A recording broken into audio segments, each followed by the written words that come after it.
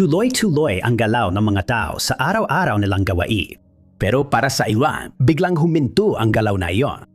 Mapapansin na may ilang miyembro ng ating lumalaking komunidad ang nawawala at mabilis ding naglalaho ang mga bakas nila. Ilang 20. Si Jeremy Wisniewski ay isang residente ng Tehachapi, California na nagtatrabaho sa Grand Canyon National Park. Ang 41 anyos ay may 3 anak at isa sa kanila ay nag-aaral sa Arizona. Ayon sa kanyang pamilya, partikulari sa kanyang kapatid na si Amanda, ang routine ni Jeremy ay umalis siya mula sa kanyang bahay sa Tehachapi. Inihahatid ang kanyang anak na babae sa Yuma, Arizona at pagkatapos ay pumupunta sa Grand Canyon para magtrabaho. Pero nung ika-10 ng Pebrero, 2026, hindi naging ayon sa plano ang schedule. Si Jeremy ay magsisimula ng kanyang biyahe papunta sa kanyang trabaho 2 araw bago siya nakatakdang magsimula na hindi naman kakaiba para sa kanya. Malayo ang Grand Canyon at kailangan niya ng oras mag-ayos. Ngunit dumaan at lumipas ang ika-12 ng Pebrero at ang amo ni Jeremy ay hindi siya nakita o nakarinig ng balita mula sa kanya. Nag-request siya ng welfare check dahil nag-aalala kaya nalaman ng pamilya niyang nawawala siya. Hindi na sila nagtataka kapag hindi siya nakakausap, minsan dahil sa kanyang 7 araw na trabaho at 7 araw na pahinga. Palagi siyang nakikipag-ugnayan sa 3 niyang anak pero wala sa kanila ang nakarinig mula sa kanya mula noong ika-10. Hindi niya talaga ugali ito kaya nagsimulang balikan ng pamilya niya ang mga ginawa niya. Umaasang mapagdugtong-dugtong ang mga nangyari. Pag-alis kay Tehachapi, nagmaneho si Jeremy papuntang Yuma, inihatid ang anak niya at nagtungo sa Blythe, California para bumili ng track sa kaibigan.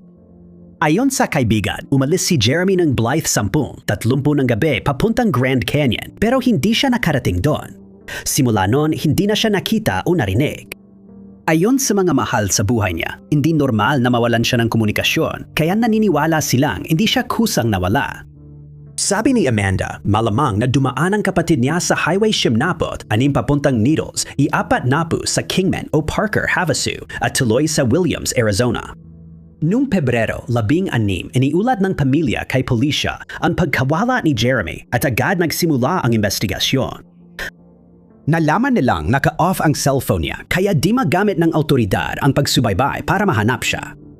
Noong Pebrero 13 araw matapos malaman ng pamilya ang pagkawala niya, nahanap ng pulis ang isang puting Ford F-250 na modelong 2008. Natagpuan ito sa Parker, Arizona, 5 araw matapos mataw mula Poston area.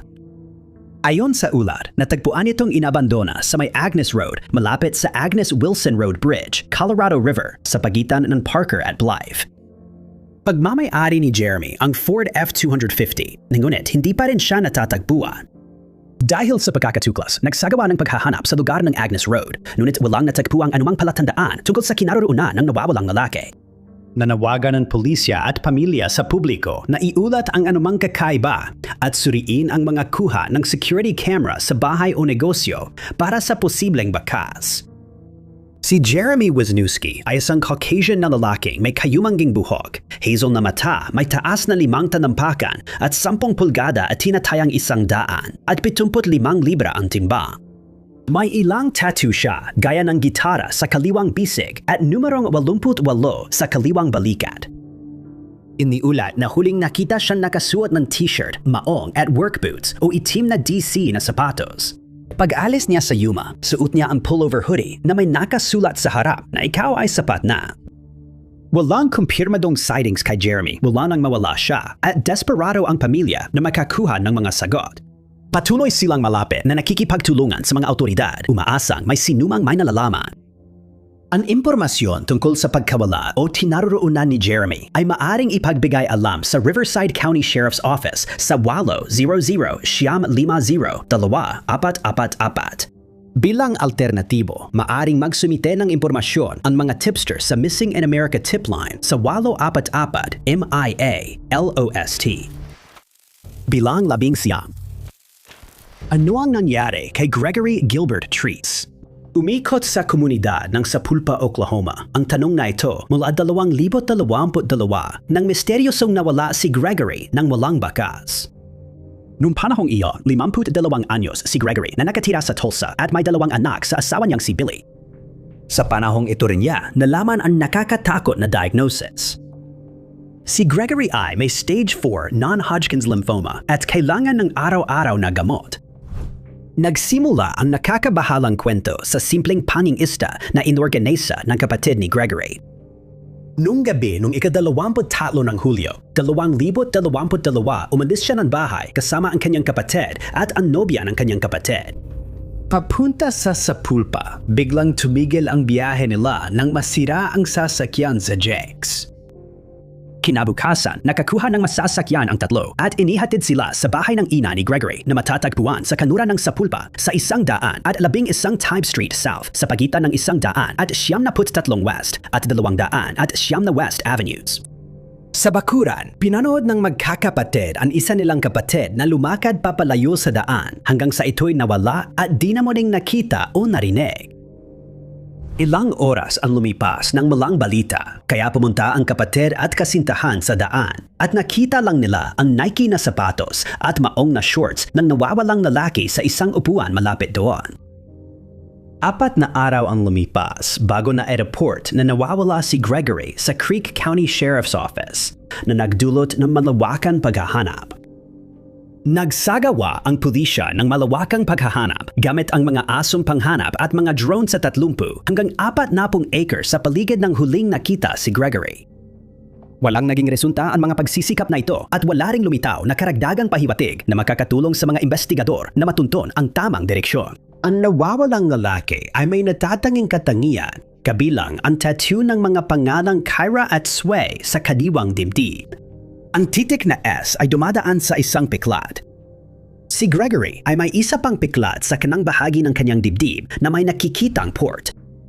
Nawala siya kasama ang pitaka, telepono, susi at niresetang gamot, kaya posibleng bumalik siya. 3 taon na wala pa ring balita kay Gregory Trees. Bilang 18. Si Gabriel Rochelle Davis, ipinanganak noong Nobyembre 2, 1979, ay taga North Little Rock, Arkansas at mahalagang miyembro ng kanyang komunidad. Ayon sa ina niya, may butas sa ilong at tainga si Gabriel. Mayroon siyang maliit na pulang tattoo ng puso sa kanyang kaliwang pisingi, ang salitang asyon sa loob ng kanyang kanang pulsuhan, ang pangalang Taylor sa likod ng kanyang kaliwang tainga at isang malaking rosas sa kanyang kaliwang braso. Ayon sa Busted Newspaper, inaresto si Gabriel noong Enero 2026 dahil sa paglabag sa protection order. Ikinulong sa Pulaski County Jail at pinalaya rin kalaunan. Pagkatapos ng maikling pagkakakulong, naging paksa si Gabriel ng patuloy na kaso ng pagkawala na nagsimula noong gabi ng Pebrero 18, 2026. Sa araw na ito, huling nakita ang 26 na taong gulang na si Gabriel sa North Little Rock, kung saan iniulat na nakita siyang sumasakay sa isang kotse kasama ang isang hindi kilalang tao na naghatid sa kanya sa isang gasolinahan sa Pike Avenue at ika-16. Bumaba siya ng kotse sa ika-17 at Pike at naglakad papuntang ika-19 kung saan kinausap niya ang isa pang di kilalang tao. Sabi ng mga saksi, alas 10 ng gabi, nilapitan niya ang puti o abong expedition. Hindi tiyak ang pinag-usapan, ngunit natapos ito nang sumakay si Gabriel sa kotse, posibleng papunta sa ibang lugar. Pagkatapos ng insidente ngayon, hindi na nakita o nabalitaan si Gabriel mula noon, kaya nag-aalala na ang pamilya niya at komunidad. Nag-post sa social media ang ina ni Gabriel matapos i-report ang pagkawala ng anak niya sa North Little Rock Police noong Pebrero 20. Ipinaliwanag niya na kahit pa ulit-ulit niyang binigyang diin ang kaso, walang alerto mula sa departamente kaya isinulat niya na hindi na siya maghihintay sa otoridad at siya na mismo ang nagpakalat ng impormasyon sa pagkawala ng anak niya.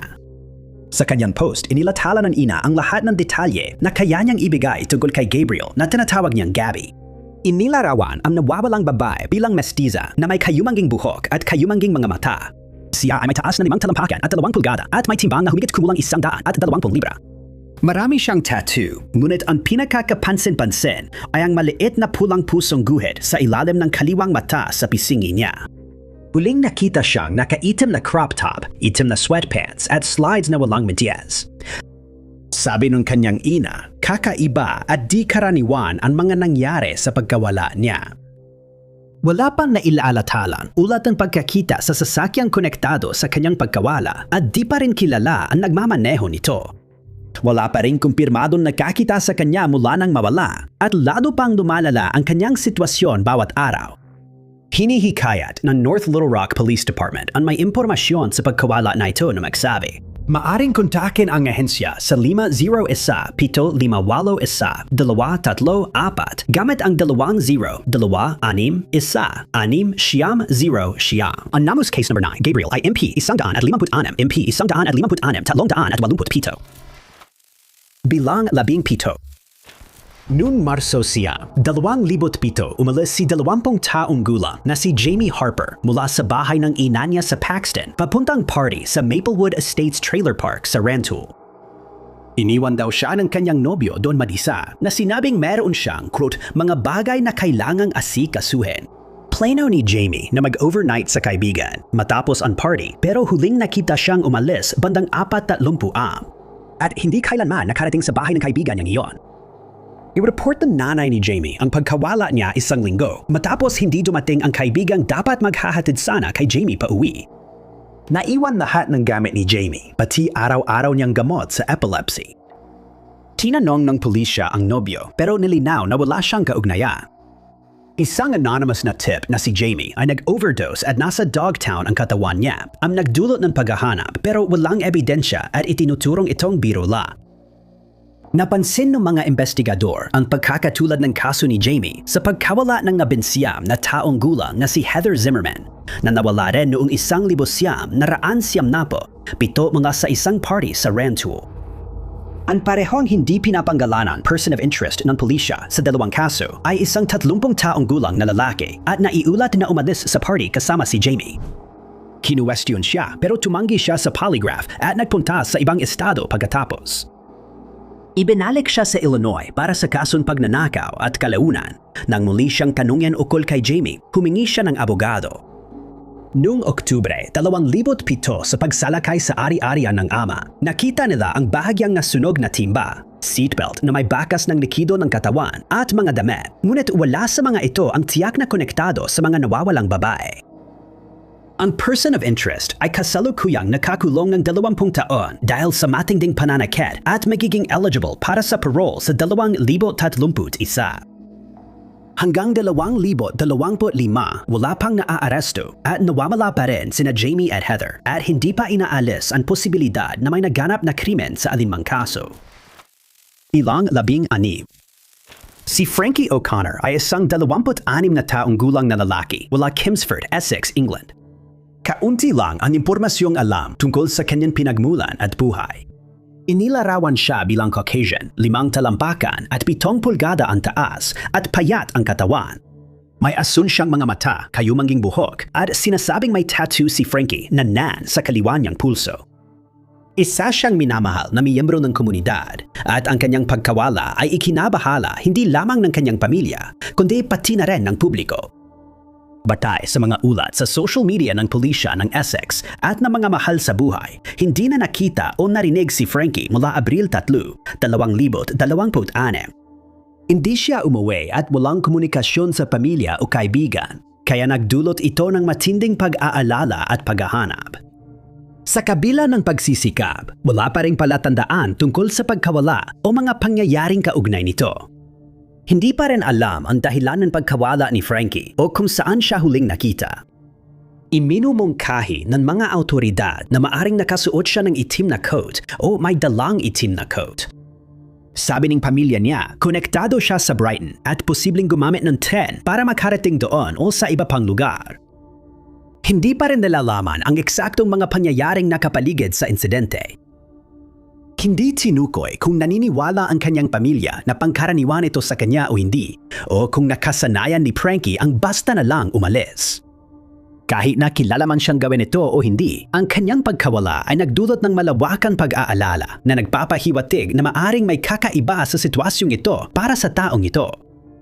Hinimok ng awtoridad ang komunidad na agad ipagbigay alam sa pulisya kung makita o alam ang kinaroroonan ni Frankie. Hindi siya itinuturing na taong nasa panganib, pero mahalagang siya ay matagpuan.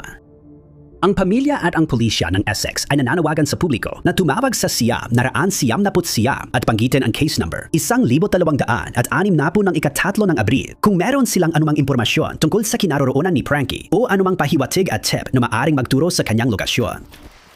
Ang number 15, Arlington, Texas, ay tahanan ni Manuel Chavarria, anak ni na Lydia at Manuel Sr. Di gaanong alam ang kanyang nakaraan pero sabi ng marami, normal ang kanyang pagpapalaki at walang abalang naranasan. Noong Marso, 1,900 pito tila may bumigay kay Manuel kaya nagsimula siyang maglasing at matulog ng matagal. Ikinabahala ng mga nakakakilala sa kanya ang biglaang pagbabago dahil hindi ito normal sa kanya ayon sa kanyang roommate at ina. Nang panahong iyon, ang 25 taong gulang na si Manuel ay nagsimulang madmukhang may sakit kaya tinanong siya ng ina kung gumagamit siya ng bawal na gamot. Itinanggi ni Manuel na gumagamit siya ng iba maliban sa alak. Ang itsurang may sakit, biglang pagkalulong sa alak, at mahahabang tulog ay nakababahala, kaya marami ang nagtatanong kung ano ang sanhi nito. Nung panahong iyon, nagtatrabaho ang binata sa restaurant ni Harrigan sa Arlington. Noong Marso 30, inaasahan siyang dumano sa pagpupulong sa trabaho. Alas 6:00 ng gabi, umangas si Manuel mula sa kanyang tirahan, sakay ng pulang may guhit na 19 na 27 Honda Civic na bahagyang nalagyan ng primer at nagtungo sa restaurant. Hindi siya dumating sa pagpupulong at biglang nawala matapos umalis sa bahay at hindi na nakita o narinig mula noon. Nang hindi makontak ng amo si Manuel ng gabing iyon at mga sumunod na araw, inireport siya bilang nawawala sa Arlington Police Department. Sa paunang investigasyon, natuklasan na pag-alis niya sa kanilang bahay, hindi dinala ng nawawalang lalaki ang alinman sa kanyang mga personal na gamit. Bukod dito, walang ibang ebidensya o palatandaan na natagpuan na magtuturo sa kanyang kinaroroonan o magpahiwatig na may nagganap na krimen. Matagal-tagal pa bago muling may lumitaw na palatandaan tungkol kay Manuel. Noong ika-17 ng Mayo, natagpuan ang Honda. Natuklasan itong iniwan sa tabi ng Farm Road 2,100 at 19 sa Culberson County, Texas sa isang pribadong lupa. Nadanan ng may-ari ng lupa ang sasakyan at agad tinawagan ang Sheriff's Department. Nariskubre ng investigador na nasa ignition pa ang susi. Naka-roll down ang mga bintana at walang bakas ni Manuel doon. Pagkatapos may natuklasan na kakabahala. Sa likod ng kotse may kahon ng baril at ilang nagkalat na bala. Kasama rin sa mga gamit ay isang pakete ng sigarilyo, isang walang laman na frame ng larawan at 6 na walang lamang bote. Agad nagsagawa ng paghahanap ang mga pulis. Naniniwalang matatagpuan doon ang bangkay ni Manuel at nawawalang baril. Sa kabila ng paghahanap, walang ibang palatandaan na nakita. Pagbalik sa opisina, natuklasan ng mga pulis na ang baril ay binili mula sa Walmart sa Bedford, Texas, ilang araw matapos mawala si Manuel. Hindi pa rin matukoy ng investigador kung si Manuel o ibang tao ang bumili ng baril. Ayon sa ina ng nawawalang lalaki, papunta raw ang anak niya sa Pecos para hanapin ang dati nilang bahay, ngunit hindi pa ito napatutunayan. Sa kabila ng paghahanap, wala pa ring nakita ang rescue team. Hindi pa rin alam ang dahilan ng pagpuntaan ni Manuel sa bahay, pero pinaghihinalaang baka may masamang nangyari sa kanya habang papunta roon, kung iyon nga ang pakay niyang puntahan. Hindi naniniwala ang mga kaanak at kaibigan na bigla na lang aalis o sasaktan ni Manuel ang sarili niya. 28 taon na ang lumipas mula nang mawala siya noong gabing iyon na parang naglaho na lang sa mundo at nag-iwan ng isang misteryo. Bilang 14. Si Christine Wiltz, 34 na taong gulang na residente ng New Orleans, Louisiana, ay iniimbestigahan ng pulisya matapos siyang ideklaran na nawawala dahil sa kakaibang pangyayari. Kaunti lang ang impormasyon inilabas tungkol sa kanyang buhay, ngunit ayon sa pamilya niya, hindi normal ang pananahimik niya kaya sila nag-aalala. Nag-aalala sila para sa kanyang kaligtasan at naniniwala silang maaring nasa panganib siya.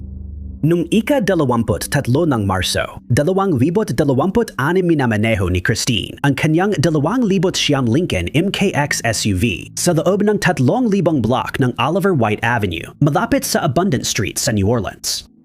Ang sasakyan na may kapansin-pansing pinsala sa likurang bahagi sa gilid ng pasahero ay nakita sa lugar bandang alas 3 hanggang alas 4 na madaling araw. Noong umaga, uminto si Christine para isakay ang noon ay di pa kilalang tao na ngayon ay si MacArthur Mackey.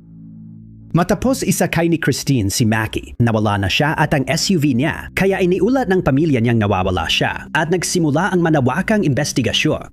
Dahil dito, sinabi ng mga investigador na ang nawawalang babae ay posibleng nasa panganib ng pagsasamantala o madubang pinsala. Lumabas ang pahayag matapos mabunyag sa investigasyon ang pagkakakilanlan ng pasaherong sinakay ni Christine noong araw na iyon. Ayon sa ulat, si Mackey, 42 taong gulang, ay may mahabang kasaysayan ng karahasan at itinuturing na person of interest sa pagkawala. Nalaman ng atoridad na iniulat din siyang nawawala kasabay ng pagkawala ni Christine. Ilang araw matapos, inanunsyo ng tanggapan ng sheriff ng Lawrence County na nasa kustudiya na si Mackey mula Abril 3, 2026. Ayon sa ulat, siya ay naka-probation hold dahil sa dating kaso. Ayon sa New Orleans Police Department, siya ang huling nakakita kay Christine nang sunduin siya noong Marso 23. Hindi pa tiyak kung siya ay naimbestigahan o natanong mula nang mailagay siya sa kustodiya kaugnay ng nagpapatuloy na kaso. Si Christine ay nananatiling nawawala at patuloy pa ring sinusubukan ng mga investigador na tukuyin kung ano ang naging papel niya sa kaso nito. Noong Marso 30, isa muling itinalaga ang Special Victims Division para imbestigahan ang kaso ng nawawalang si Christine Wiltz. Inilarawan siya bilang isang babaeng African-American na may taas na 5 talampakan at 7 pulgada at may bigat na humigit kumulang 160 na libra. Iniulat na huli siyang nakita suot ang pulang kamiseta, asul na maong at tsinelas na may medyas. Ang impormasyon tungkol sa kanyang pagkawala ay maaring ipagbigay alam sa mga detektib ng Special Victims Division sa 500 at 4,600 at 58,500 at 26 na 7 o 500 at 4,600 at 58,500 at 52,3. Bilang 13. Si Colleen Perez ay ipinanganak noong 1982 kina Nick at Nancy at siya lang ang kanilang nag-iisang anak. Ang kanyang pagkabata ay puno ng pagmamahal sa pagsasayaw, pagkanta at mga esport. Hindi natinag ang kanyang mga pangarap kahit high school na siya. Noong Setyembre 2000 kumuha siya ng summer class at nagsikap makuha ang diploma sa high school. Si Colleen ay 18 taong gulang noong taon na iyon at nagtatrabaho bilang hostess sa isang restaurant sa Plantation, Florida tuwing may libreng oras siya. Noong Setyembre, bumili si Colleen ng ticket papuntang Colorado para sa bakasyon niya sa Desyembre. Pero hindi na magagamit ang mga ticket na iyon. Hindi natanggap ni Colleen ang diploma sa high school at hindi siya nakapunta sa planong bakasyon. Ito ay dahil nawala si Colleen Elizabeth Perez. Noong Setyembre 30, bandang alas 3 ng hapon, huling namataan si Colleen sa bahay nila malapit sa Flamingo at Sunrise Boulevards. Ayon sa ulat, nakatanggap siya ng tawag mula sa isang hindi kilalang tumawag na biglang nagsabi na pupunta siya sa Coral Springs para kumain at umalis ng bahay. Habang palabas si Colleen ng pinto, nangako siyang babalik siya bandang 5:30 hanggang 6:00 ng gabi, sakto para sa nakatagdang lakad ng pamilya papunta sa laro ng Marlins. Pero hindi na siya nakauwi, hindi rin nakapunta sa laro ng Marlins at hindi na maling nakita o nabalitaan man lang. Umalis si Colleen sa kanilang bahay sakay ng kanyang puti, 1,974 Mazda MX-6 na may plakang D48 Pi na natuklasan lamang halos 1 linggo matapos magsimula ang investigasyon. Iniwan ang sasakyan sa paradahan ng shopping plaza sa Tamarack, malapit sa McNabb Road at Pine Island. Dumagsa ang mga pulis sa lugar, ngunit wala silang natagpuang palatandaan ng anumang masamang mangyari doon. Umalis si Colleen na iniwan ang ilang gamit sa bahay, dala lang ang cellphone at pitaka na parehong hindi nakita sa paradahan ng inabando ng kotse niya. Nakalock din ang sasakyan at nakataas ang mga bintana na nagpapahiwatig na maaring siya mismo ang bumaba ng sasakyan. Isinara ito at pagkatapos ay bigla na lang nawala na parang bula. Walang natagpuang fingerprint ang mga pulis sa labas ng Mazda, marahil dahil sa kamakailang ulan. Sa pagtatanong, napag-alaman ng investigador na mahilig maglaro ng bilyar si Colleen sa Bull and Q Sports Bar. Matatagpuan sa shopping center na ito. Hindi maintindihan ng mga magulang niya kung bakit siya pupunta rito nang walang plano matapos ang nakakabahalang tawag. Nalaman ng otoridad na ang Bowl and Q ay sentro rin ng investigasyon, ngunit hindi sinabi kung may mahalaga silang natuklasan. Pagkatapos, habang patuloy silang nag-i-interview ng mas marami pang kamag-anak, sa wakas ay natagpuan nila ang person of interest. Tiyuhin ni Colleen ang taong ito na umano'y nag-arok na tulungan siyang maghanap ng trabaho bilang modelo ng panloob na kasuotan. Nang tanungin kung papayag siya sa polygraph test, tumanggi siya kaya lalong lumakas ang hinava sa kanya. Patuloy pa rin niyang itinatanggi ang kaugnayan sa pagkawala ni Colleen. Sa 4 na taon, patuloy na nag-iiwan ng mensahe sa cellphone ng nawawalang babae ang kanyang mga magulang. Umaasang sasagot siya balang araw.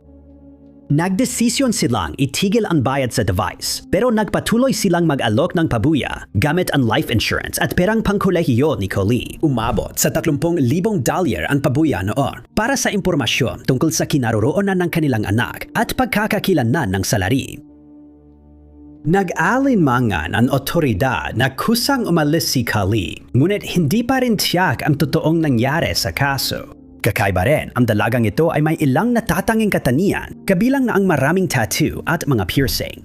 May tattoo siyang paru-paro sa ibabang likod, Chinese characters sa bukol-bukol, at isang bandang tattoo sa kabilang bukol-bukol. May butas siya sa tainga, dila at pusod. Wala sa mga ito ang nakita sa alinmang kasong Jane Doe, kaya nagtataka kami kung ano talaga ang nangyari kay Colleen. Bilang 12. Sabi ng pamilya ni Partrey Edmonds mula Dallas, Texas, matagal na siyang may dokumentadong hamon sa kalusugan ng pag-iisip.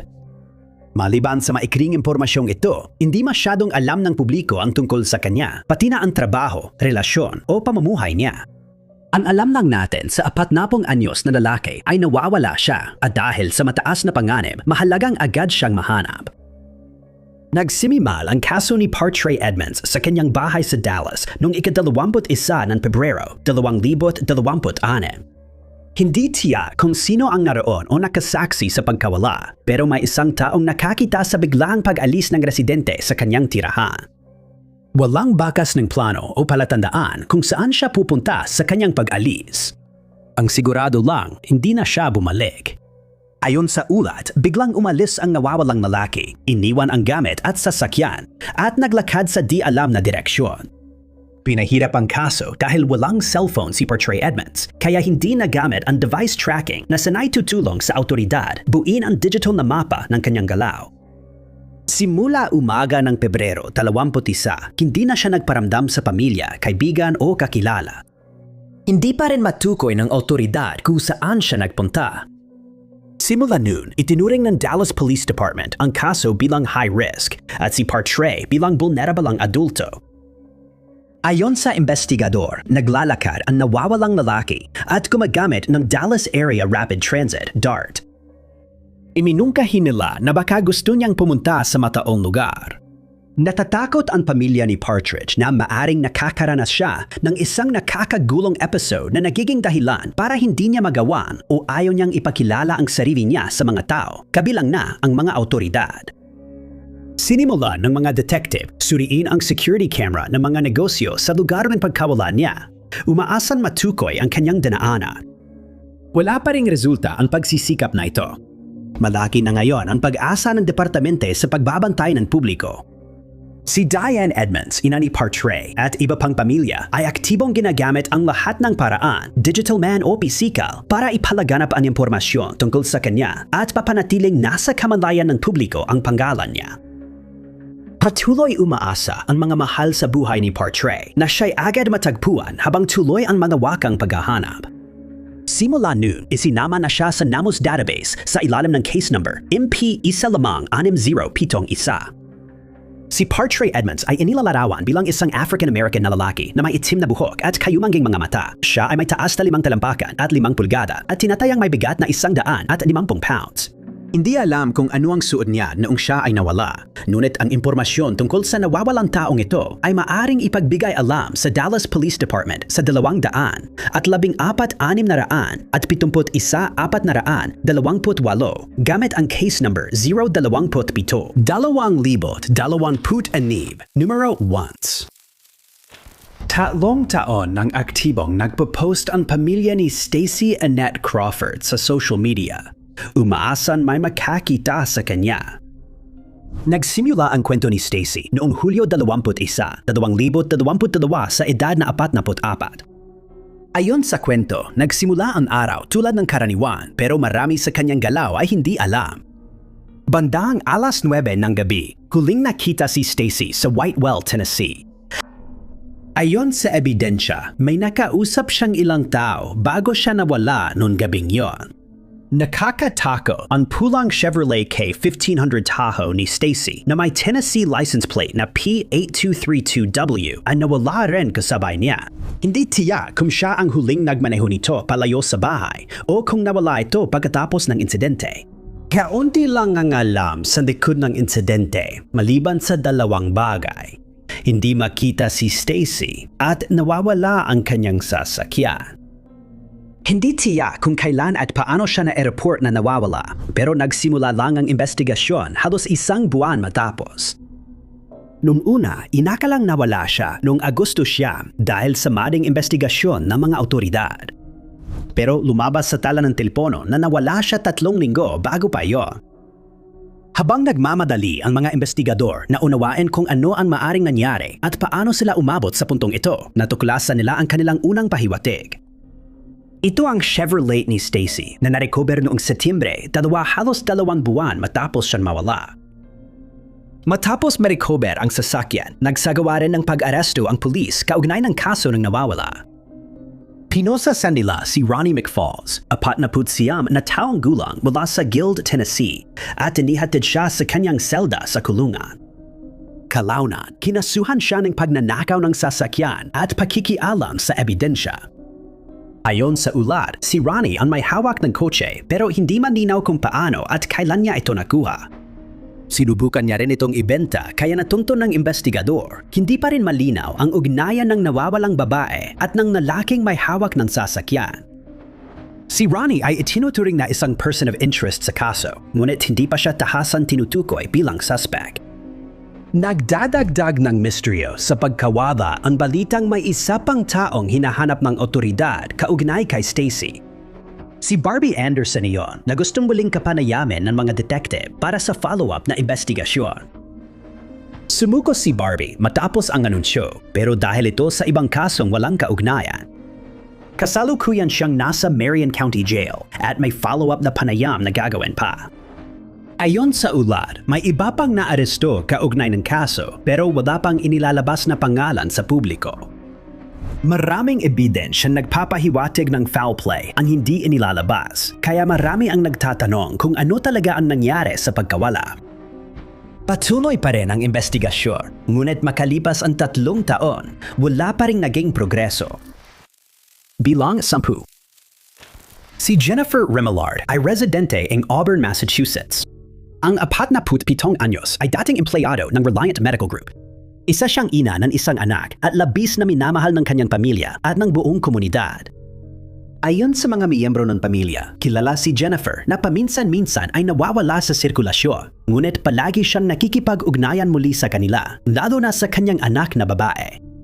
Kilala siyang gumibiyahe ng malayo sa buong bansa at pagamat minsan nawawala si Jennifer, kakaiba ang pananahimik niya ngayon dahil ilang buwan na siyang walang balita, pinakamatagal na panahon na hindi siya nagparamdam. Nagsimimulang lumitaw ang mga kakaibang pangyayari sa pagkawala ni Jennifer noong Nobyembre ng 2025. Nung buwang iyon, umalis siya sa Auburn para bisitahin ang kamag-anak sa Leicester Street. Nagkaroon ng hindi malinaw na pagtatalo sa bahay, kaya agad umalis si Jennifer. Umalis siya ng bahay sakay ng kanyang gray na 2012 Toyota Camry na may Massachusetts plate RS11JR. Hindi na siya nakita ng kanyang pamilya at mga kaibigan mula nung araw na iyon, ngunit nagawa pa rin niyang makipag-ugnayan sa kanila matapos umalis, ngunit sandali lamang. Ang huling mensahe ni Jennifer sa pamilya ay mula sa laptop. Sabi sa mensahe, nawala ang cellphone niya. Simula noon, hindi na siya nabalitaan ng kanyang mga mahal sa buhay. Noong ika-31 ng Enero, 2026, ang huling beses na nakita si Jennifer ay naitala sa Sarasota, Florida. Nakita siya kasama ang Camry na huling namataan ng flock camera sa South Florida sa kalagitnaan ng Pebrero. Simula noon, hindi na ito nakita. Maging ng mga saksi o ng mga kamera. Naiulat na nawawala si Jennifer noong Marso 3 ngayong taon sa Auburn Police Department na patuloy na nagsisiyasat sa kaso. Lubhang nag-aalala ang pamilya ni Jennifer, kabilang ang pinsan niyang si Anthony Remillard sa kalagayan niya. Nag-alala sila na baka sa sasakyan na lang siya nakatira at pakaubos na pera niya. Natatakot ang pamilya na baka mas malala pa ang nangyari. Sabi ni Anthony, hindi ito unang pag-alis ni Jennifer sa ibang bahagi ng bansa. Pero napansin niya na naniniwala siyang may kakaiba at tiyak na mali sa pagkakataong ito. Nag-aalala at desperado ang lahat para kay Jennifer. Nais nilang malaman kung ligtas siya.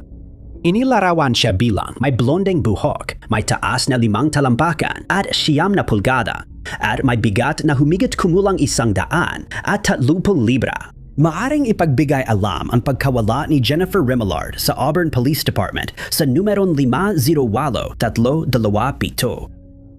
Maari ring kontakin ang ahensya sa kanilang email address, auburnmasspolice.org. Pwede ring magpadala ng anonymous tip sa text-to-tip sa auburnmasspolice.org. Bilang siyam. Si Kiana Cole, isang residente ng Brooksville, Florida, ay matagal nang nakikipaglaban sa problema sa paggamit ng ipinagbabawal na gamot. Wala nang siya ay 23 taong gulang. Ika-4 na taon na niyang nilalabanan ang sitwasyong ito sa 2019. Sa kabila ng kanyang mga problema, nanatili siyang regular na nakikipag-ugnayan sa kanyang pamilya. Pagsapit ng Pebrero, hindi na pangunahing alalahanin ni Kiana ang ipinagbabawal na gamot. Ilang buwan bago iyon, noong Oktubre ng 2018, naging biktima siya ng tangkang pagpatay na may kaugnayan sa karahasan sa tahanan. Ang gumawa nito ay ang dating nobyo ng si Dwayne Williams na umano'y nilinang siyang pumunta sa Russell Street Park at inatake siya roon. Kinasuhan si Williams ng tangkang pagpatay sa ikalawang antas at pagtutol sa pag-aresto. Dahil si Kiona ang biktima, siya ang magbibigay ng salaysay tungkol sa insidente na itinakda noon ika-11 ng Pebrero, 2010 siya. Ngunit isang araw, bago siya makapagbigay ng kanyang pahayag, misteryosong nawala ang 27 taong gulang na si Kiona at naiwan ang kanyang 3 taong gulang na anak na lalaki. Inihatid si Kiona sa Shady Oak Villa Circle para bisitahin ang kaibigan niya. Umalis siya sa tirahan bandang 11:11 ng gabi. Tinahak niya ang Dr. Martin Luther King Jr. Boulevard papuntang Broad Street. Sa huli, nawala na siya sa paningin at hindi na muling nakita o narinig pa. Kinabukasan, susunduin ni Kiona ang anak sa kamag-anak, ihahatid sa daycare, tapos pupunta sa opisina ng state attorney. Hindi siya nakapunta sa mga destinasyong ito. Ayon sa isang kamag-anak, si Kiona na nawawala ay nakakatanggap ng mga banta sa kanyang buhay kaugnay ng kanyang testimonya. Dahil dito, natakot siya at manamang ay naging sobrang nag-aatubili siyang ituloy ito. Dahil sa hindi pagdalo ni Kiona sa korte, ibinaba ang mga kaso laban kay Williams, pero siya pa rin ang tanging person of interest sa pagkawala ni Kiona, lalo na't nakalaya siya sa piyansa habang hinihintay ang paglilitis. Kahit may hinala ang mga investigador na may nangyaring masama, kulang sila sa ebidensya para kasuhan ang sinuman. Kahit walang malinaw na progreso sa investigasyon, naniniwala pa rin ang pamilya niya na hindi siya basta umalis. Pinaniniwalaang may alam si Williams sa kanyang kinaroroonan at posibleng sangkot siya sa misteryosong pagkawala.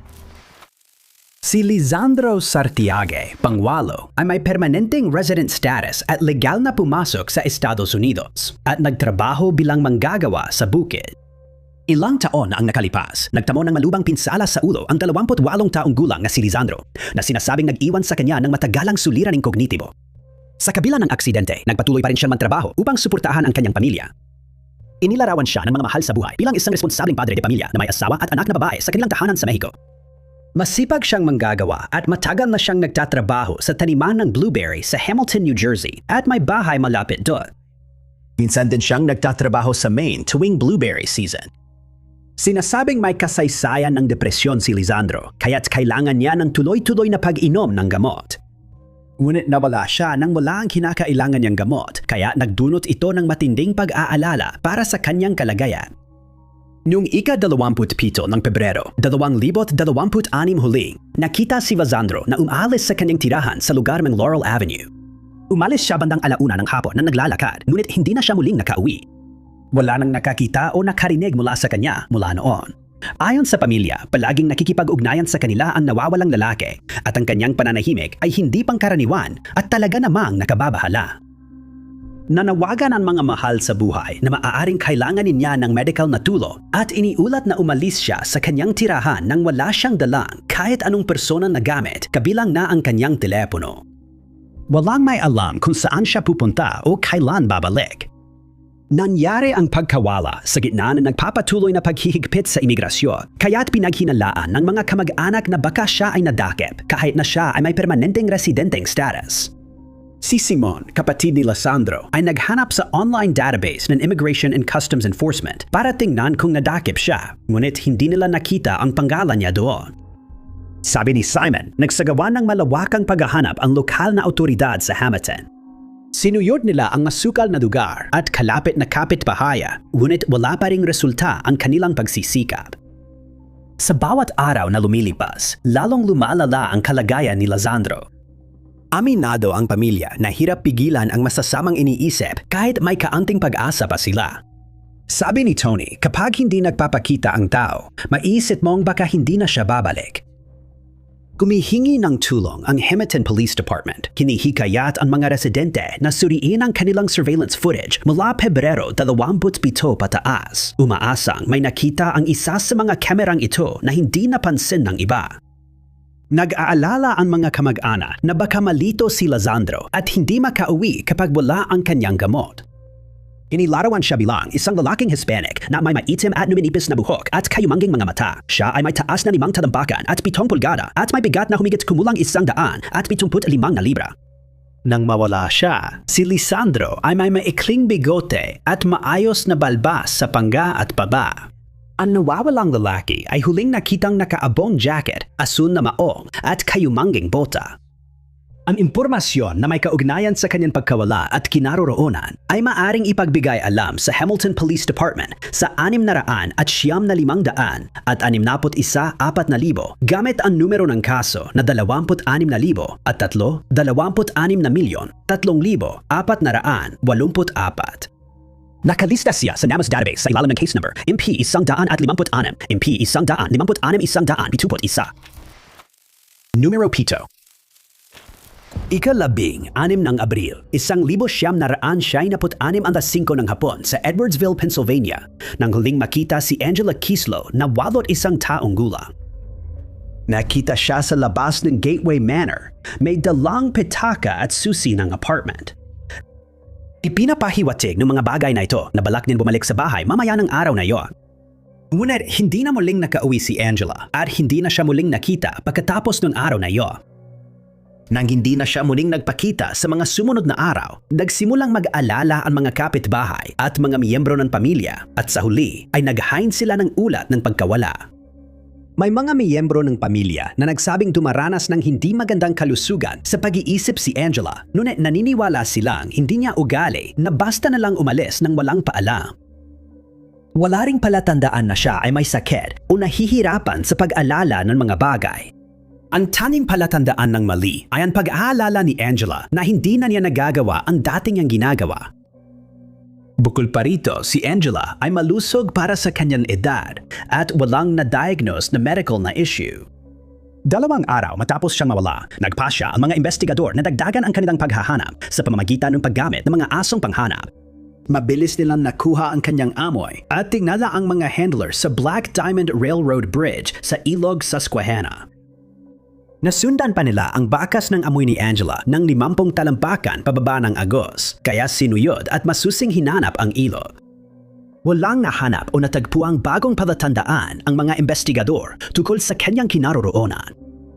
Marami ang nagulat kung bakit doon nakuha ang amoy niya. dahil iba ito sa karaniwang dinadaanan ni Angela. Mahilig siyang maglakad at hindi nagmamaneho. Madalas, ang ruta niya ay papunta sa simbahan ng St. Hedwig sa Zerby Avenue, Kingston. 1 milya mula sa lugar kung saan umalirto ang mga asong panghanap. Kabaligtaran ng tulay ang ruta niya, kaya misteryo pa rin kung paano siya napunta roon.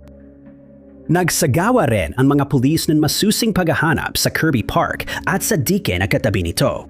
Wala silang natagpuan. Ilang araw ang lumipas bago dumating ang susunod na pahiwatig. Isang lalaki ang tumawag sa pulis, sinasabing may nakita siyang babaeng kamukha ni Angela. Sinabi niya, nakita niya ito sa Kidder Street at Wilkes-Barre Boulevard nung araw ng pagkawala niya. Nang tanungin niya kung kailangan ito ng tulong, hindi sumagot ang babae sa alok ng lalaki. Inilarawan niya ang babae na litong-lito at parang wala sa sarili. Hindi na kumpirma ang pagkakakita, kaya di tiyak kung sino ang nakita ng posibleng saksi noong gabing iyon sa kalsada. Habang isinasagawa ang investigasyon, pinisita rin ng mga pulis ang bahay ni Angela kung saan natagpuan nila ang kanyang pitaka sa sahig, kasama ang $200 na pera at ang kanyang ID. Kasama rin niyang nawawala ang susi at coin purse niya. Dahil walang lead, itinigil muna ng mga pulis ang paghahanap at nangakong ipagpapatuloy kapag may bagong impormasyon. Simula noon, di na nagkaroon ng investigasyon sa pagkawala. Ang misteryosong pagkawala ni Angela ay hindi pa rin maipaliwanag hanggang ngayon. Wala nang ibang posibleng pagkakakita na natuklasan at wala ring Jane Doe na tumutugma sa kanyang paglalarawan at nananatiling hindi pa rin matukoy ang kanyang sinapit. Numero 6. Tulad ng pagkawala ni Chav Simmons, kaunti lang din ang nalalaman tungkol kay Vanessa Bray na ipinanganak bilang Vanessa Renee Harris. Jessie ang tawag sa kanya ng pamilya at kaibigan. Dati siya nakatira sa Stigler, Oklahoma. Marami siyang tattoo tulad ng letrang C at H sa batok at ilang pangalan ng lalaki sa ibabang bahagi ng isa niyang binti. Nagsimula ang kaso ni Vanessa noong unang bahagi ng Pebrero 2002, but anim nang bigla na lang mawalan ng balita mula sa kanya ang kanyang pamilya at mga kaibigan. Hindi niya sinasagot ang anumang pagtatangkang makipag-ugnayan sa kanya. Noong Pebrero 7, may natagpuang sulat ang mga kamag-anak sa bahay ng 38 taong gulang na si Vanessa na nagsasabing pupunta siya sa Oklahoma City pero hindi sinabi ang dahilan o kung gaano siya katagal mawawala. 2 araw ang lumipas at ang kanyang telepono ay dumidiretso na lang sa voicemail. Simula noon, di na nakita o narinig si Vanessa. Nawawala rin sa driveway ang kanyang pilak at itim na 2013 Toyota Camry na may plakang Oklahoma RFN 246 na binanggit sa ulat para bantayan ng pulisya at ng publiko.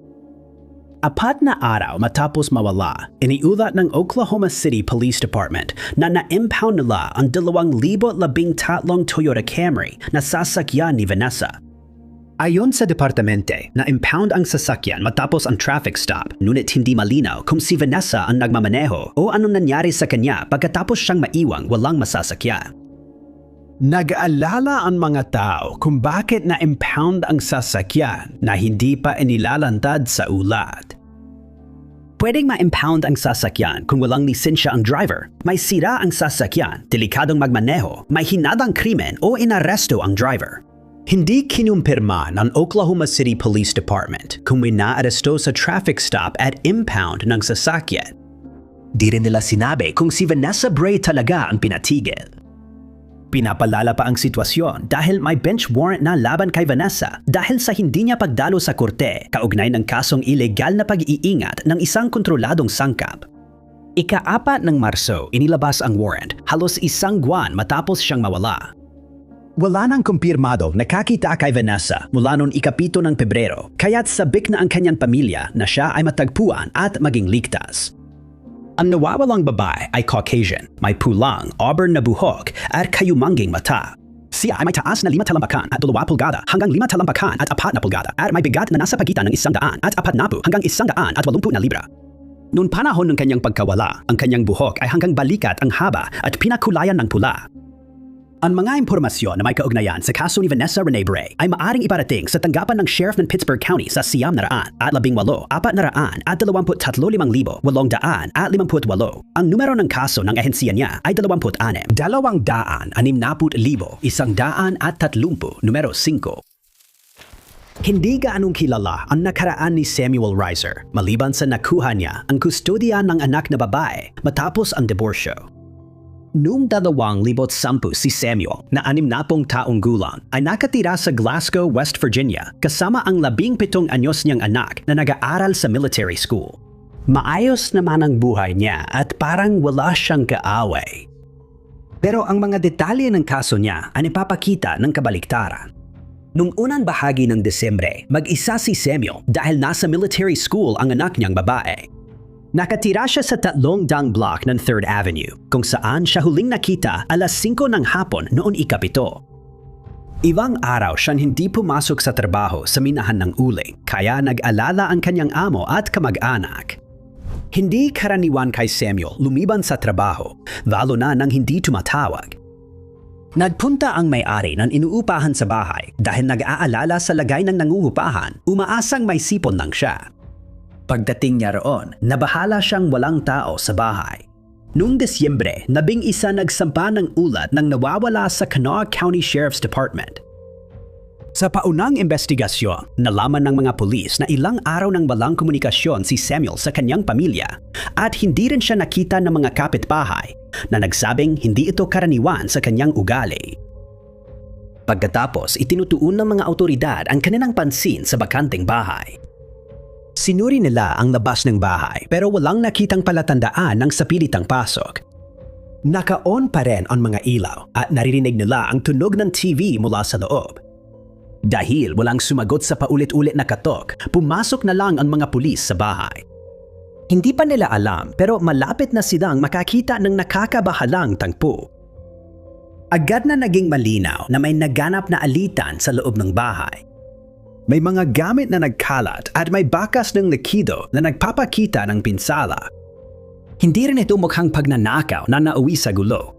Walang nawalang gamit, maliban kay Samuel na ang kotse ay nasa labas pa rin. Agad na lumutang ang hinalang may naganap na krimen sa kaso at sinundan ito ng mahabang investigasyon. Pagkaraan ng ilang panahon, sinabi ng pulisya na may 3 person of interest sila sa kaso, ngunit hindi nila isinapubliko ang mga pangalan.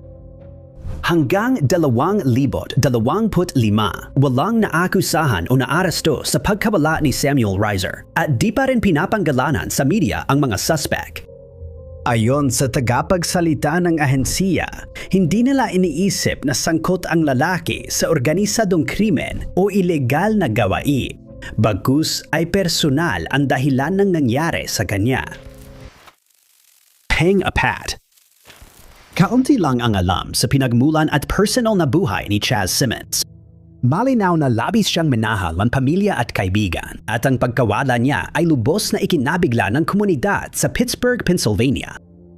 Ang 30 taong gulang na si Chaz ay naninirahan sa lugar ng Pittsburgh at nagtatrabaho bilang kusinero sa lokal na Siena Mercato. Matatagpuan ang restaurant sa Siam na raang block ng Penn Avenue. Hindi pa siya matagal doon. Sa katunayan, kakasimula lang niya magtrabaho doon bago siya nawala. Noong Marso 8, 2026 huling nakita si Chaz na umaalis sa trabaho sa pagitan ng 1:30 at 3:30 ng madaling araw. Nahuli siya sa mga security camera na naglalakad sa 6th Street sa Penn Avenue. Ang huling pagkakita sa kanya ay nangyari sa 300 at 42 sa 6th Street. Hindi pumasok si Chaz sa trabaho pero patuloy siyang nakipag-ugnayan sa mahal niya sa buhay at tumigil lang siyang sumagot sa kanilang mga tawag at text makalipas ang 2 araw. Hindi niya ugali ang biglang mawala at manahimik kaya agad siyang inireport ng pamilya bilang nawawala.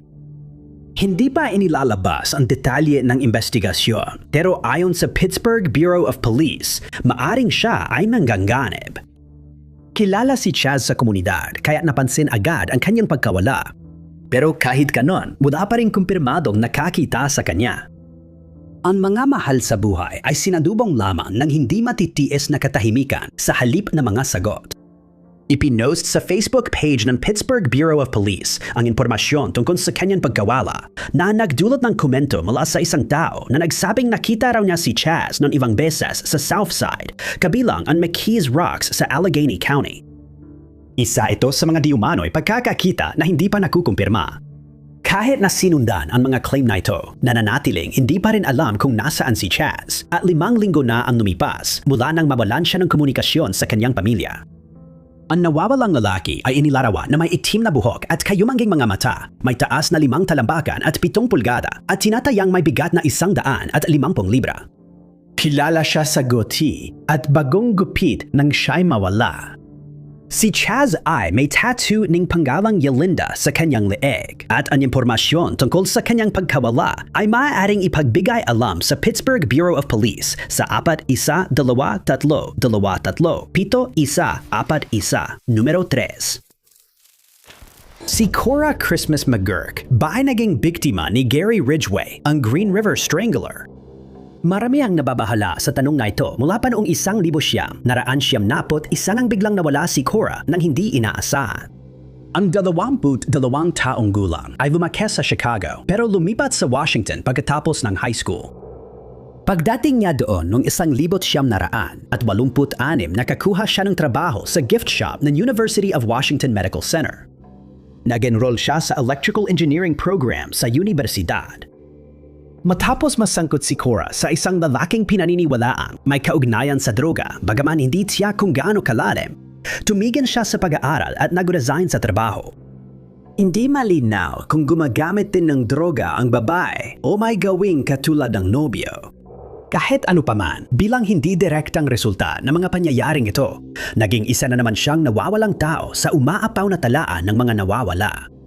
Nawala siya noong unang bahagi ng Hulyo pero bumalik makalipas ang 2 araw na may kakaibang kilos at nagdulot ng pag-aalala. Tinanong siya ng tiyahin kung ayos siya, numiti si Cora at sinabing ayos lang siya. Pero ang sumunod niyang sinabi ay patunay na hindi yon totoo. Sinabi nga sa tiyahin na kung may mangyari sa kanya, alagaan nito ang kanyang mga anak. Noong Hulyo 12, umalis ang batang inang may 3 anak sa bahay nila sa Seattle, Washington at hindi na bumalik. Nag-alinlangan ang mga kamag-anak na kusang umanda si Cora at hinala nilang maaring napahamak siya. Sa hindi natukoy na petsa, ilang panahon matapos maiulat ang pagkawala niya, natagpuan ang inabandona niyang sasakyan sa Aurora Avenue, isang kalye na pamilyar sa mga mahilig sa totoong krimen. Sa lugar na ito, kilalang kumukuha ng mga biktima ang Green River Strangler. Naaresto si Gary Ridgway noong 2001 at tinawag na may pinakamaraming napatay sa kasaysayan ng US matapos mapatunayang nagkasala sa 49 na pagpatay. Ang lahat ng biktima niya ay mga babae, kadalasan ay nagbebenta ng aliw o mahina ang kalagayan kasama ang mga tumatakas na kabataan. Ang pagpatay ni Ridgway ay naganap mula 1982 hanggang 1978, kaya't ang pagkawala at kinaroroonan ni Cora ay napapagitna rito. Dahil dito, naisama ang pangalan niya sa listahan ng mga pinaghihinalaang biktima. Di tiyak kung direkta na natanong ang salarin tungkol kay Cora. Kung walang katawan, ebidensya o pag-amen, hindi pa rin alam ang nangyari sa nawawalang babae. Ang unang 2 araw ng kanyang pagkawala ay nagpakita na maaring may ibang nangyayari. Ang kakaibang kilos niya at ang pagkaalam niyang may posibleng mangyari sa kanya ay lalo pang sumusuporta sa teoryang ito. Marami ang nagtataka kung may isang tao sa buhay niya na mas maraming alam tungkol sa kaso niya kaysa sa ipinapakita nila. Pangalawa, si Lynette Hooker, 55 ay inilarawan bilang isang taong natagpuan na ang kanyang ritmo, layunin at tunay na nag-e-enjoy sa buhay. Talagang para sa dagat si Lynette, isang mandaragat na nabubuhay tuwing sumasalubong ang bangka sa mga alon. Inilarawan siya ng mga mahal sa buhay bilang may mapangahas na espiritu na nagliliwanag at nagbibigay liwanag sa sinumang nasa paligid niya. Dumutang siya na halos kapantay ng mga mata ng mga dugo, dumudulas kasama ang pawikan at hinahabol ang abot tanaw sa bangkang may layag. Ito ang kanyang mundo, isang masayang lugar ayon kay Lynette. Idinokumento ng manlalakbay ang kanyang mga paglalakbay. Ibinabahagi ang sunod-sunod na mga video sa kanyang Instagram profile at kinunan niya ang kanyang kakaibang mga karanasan, ang araw sa kanyang likuran at ang tawa niyang patuloy na umaalingaw-ngaw hanggang ngayon. Halos palaging nasa tabi niya si Brian Hooker, ang kanyang asawa ng 25 taon. Magkasama, binuo ng mag-asawa ang buhay nila sakay ng soulmate at sabay nilang hinarap ang mga pagsubok. Vaging makikikita si Brian sa masiglang mga post ni Lynette, sunog sa araw na kang ET. Mahigit 1 buwan bago iyon, nagiba na ang mga post niya sa social media mula dagat hanggang Bahamas kung saan nila ni Brian ipinagpatuloy ang kanilang buhay. Noong Marso 20, nagbahagi siya ng video ng madilim na langit at pabagong-bagong dagat sa Abaco. Sabi ni Lynette, pag tumila ang ulan, babalik silang mag-enjoy sa dagat. Pagkalmaan ng panahon, iyon din ang ginawa ng mag-asawa. Sa pinakahuli niyang post, nagbahagi si Lynette ng litrato ng mga bangkang nakadaong sa kalmadong tubig na may caption na, "Hindi muna aalis sa nayon." Sa kasamaan palad, ang paborito niyang lugar sa mundo ang naging di inaasahan lugar ng pagkawala ng inang may isang anak noong Abril 4, 2026 na nag-iwan sa pamilya niyang nagmamakaawa ng sagot at isang nabiglang komunidad. Ilang araw natapos ang huling post, iniulat ni Brian na nawawala ang asawa niya sa Bahamas matapos ang insidente sa dagat. Nung Sabado ng gabi, sina Lynette at Brian ay nasa laot ng Elbow Key. Sabi ni Brian, umalis silang dalawa sa yate gamit ang wadalong talampakang bangka. Ilang sandali matapos magsimula ang kanilang pakikipagsapalaran, bumalik ang masamang panahon. Maalon ang dagat at malakas ang hangin. Ayon sa salaysay ng nag-iisang saksi, ang mga kondisyong ito ang naging dahilan kung bakit nahulog si Lynette sa dagat. Suot niya ang safety lanyard ng bangka, isang tali na pumapatay sa makina kapag natapon ang nagpapatakbo. Nahulog si Lynette sa dagat at huminto ang makina. Naghagi siya ng flotation device pero inagos pa rin siya palayo. Walang magawa, napilitan si Brian magsagwan pabalik sa pampangang bangka. Pagkalipas ng ilang oras, gumapang siya sa mga palumpong, nakarating sa boatyard at tumawag ng pulis. Abaco Police, Royal Bahamas Defense Force at Hopetown Fire and Rescue ay lahat tumulong sa malawakang paghahanap na isinagawa noong madaling araw ng 5 ng Abril. Nang gabing iyon, matapos walang makita, tinawagan ni Brian ang anak nilang babae para ipaalam ang nangyari. Pagkalipas ng ilang araw, 8 nag-post siya sa Facebook. Larawan niya kasama si Lynette, may maikling pahayag ukol sa insidente sa bangka. Hindi inaasahang malalakas na alon at hangin at nawawala na ngayon ang kanyang asawa sa karagatan ng Bahamas. Pansamantalang pinigil si Brian ng gabing iyon para sa karagdagang pagtatanong. Ayon sa Royal Bahamas Police, based sa bagong lumitaw na probable cause. Itinanggi ni Brian ang kasalanan at pinalaya siya matapos ang 5 araw. Kinumpirma ng pulisya na kahit pinalaya, suspect pa rin si Brian Hooker sa insidenteng kinasasangkutan ng asawa niya. Umalis siya sa Bahamas dahil sa problemang pampamilya habang iniimbestigahan pa rin ang pagkawala ni Lynette. Inilarawan siya bilang isang bihasang mandaragat mula sa Onstead, Michigan. Siya ay malakas ang pangangatawan at kilala sa pagiging mahilig mag-ehersisyo. Maikli ang kanyang blonding buhok at madalas siyang may kakaibang salamin sa mga video niya habang naglalayag. Patuloy pa ring naglalabas ng mga panapanahong update ang kulisya. Patuloy umaasa ang pamilya ni Lynette na siya'y matagpuan habang humihingi pa rin ng kasagutan ang komunidad sa kaso. Si Carly Aylesworth, anak ni Lynette, ay gumawa ng GoFundMe page na Help Find and Honor My Missing Mom para makatulong sa paghahanap at pag-alala sa kanyang ina. Nasa ibaba ang link. Ang impormasyon tungkol sa nawawalang taong ito ay maaring ipagbigay alam sa Royal Bahamas Police Force sa numerong 911. Ibinigay ni Carly ang kanyang email, carlyaylesworth@gmail.com para sa impormasyong makakatulong sa paghahanap ng kanyang ina. Numero 1. Ang Aloha, Oregon ay naging tahanan ni Dane Davis sa malaking bahagi ng kanyang buhay. Nagtrabaho siya sa Wells Fargo hanggang magretiro. Kaya nagkaroon siya ng oras para simulan ang mga paglalakad na gusto niya. Ang mga paglalakad na ito ay mauuwi sa isang misteryong nakakatakot. Noong 2016 si Dane ay 66 na taong gulang at nakatira sa 21,500 block ng Southwest J Street. Nung taon na yon, nakatanggap siya ng masaklap na diagnosis.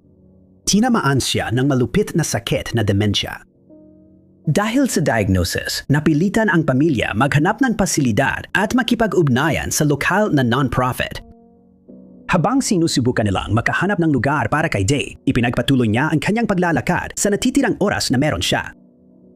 Dumaraan ang ruta niya sa Hillsborough Promenade Shopping Center, Wendy's at Albertsons, malapit sa Cornelius Pass at Baseline Road. Kilala si Day na sumasakay sa mga tren ng MAX at iba pang transportasyon. Ngunit ang Oktubre, 18 ang huli niyang paglalakad. Noon araw na iyon, huling nakita si Dane sa J Street sa kanilang bahay, tinitingnan ang mga sulat. Dahil hindi siya nakita mula noon, iniulat ng tagapag-alaga sa pulisya na nawawala siya, kaya nagsagawa sila ng welfare check noong ika-20. Dumating ang mga pulis sa bahay, umaasang makikita si Day o anumang palatandaan ng kanyang kinaroroonan. Sa investigasyon, nalaman nilang nasa garahe pa rin ang sasakyan. Hindi na nakakagulat dahil matagal mang may dementia si Dane at hindi na siya dapat magmaneho. Kakaiba, bukas na bukas ang harapang pinto ng bahay ni Dave, ngunit hindi siya makita saan man. Kakaiba, walang aktibidad ang cellphone niya 5 araw bago siya mawala. Hindi ito ang unang beses na nawala si Dave. May kasaysayan siya ng biglaang pagkawala na labis na ikinababahala ng pamilya. Noong taon na iyon, 2 beses siyang nai-report na nawawala pero laging natatagpuan siyang ligtas. Dahil sa 2 insidenteng ito, naisip ng pamilya na ilagay siya sa isang ligtas na pasilidad na matitirhan. Sa kasamaang palad, hindi agad nakahanap ng pwesto at sa ikatlong pagkawala ni Dane, hindi na siya natagpuan. Hindi kayang alagaan ng nawawalang lalaki ang sarili dahil sa kanyang kalagayan. Nag-aalala ang pamilya na hindi niya kayang alagaan ang sarili niya at pinangangambahan nila ang pinakamasama. 9 na taon na ang lumipas, hindi pa rin nawawala ang mga takot na iyon. Si Dane Davis sanay 70 lifting na ngayon at 9 na taon nang hindi sumusuko ang mga investigador. Noong 2023 pa lang may mga bagong pagsisikap na ginawa sa kaso. Malapit ding nakikipagtulungan ang pamilya sa mga detective para maibalik siya. Hindi pa rin nadulutas ang kaso ni Dane. Maraming salamat sa panonood mga kaibigan. Kung nagustuhan ninyo ang video na ito, siguraduhin pindutin ang like button. Huwag kalimutang mag-subscribe at i-click ang bell para updated kayo sa uploads namin. Ako si Top 5 Unknowns. Magkita tayo sa susunod.